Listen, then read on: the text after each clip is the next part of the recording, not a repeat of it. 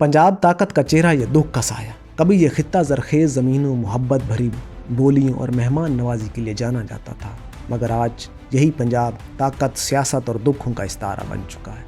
यहाँ के किसान की मिट्टी सोना उगलती थी, मगर वो खुद आज भूख से तड़प रहा है।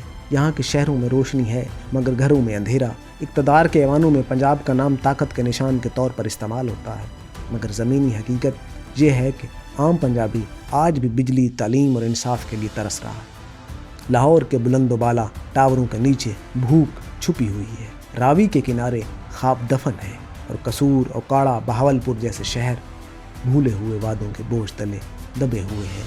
पंजाब के नाम पर सियासत करने वाले लोगों ने कभी पंजाब के अवाम के ज़ख्मों को नहीं देखा। ये सिर्फ वोट गिनते हैं, आंसू नहीं। ये वो पंजाब है जहाँ किसान कर्ज के बोझ तले खुदकुशी करता है, मजदूर 2 वक्त की रोटी के लिए अपनी इज्जत बेच देता है, और नौजवान नौकरी के ख्वाब में अपना मुस्तकबिल जलता देख रहा है। ताकत का मरकज़ बनने वाला ये सूबा दरअसल दुख का साया बन चुका है।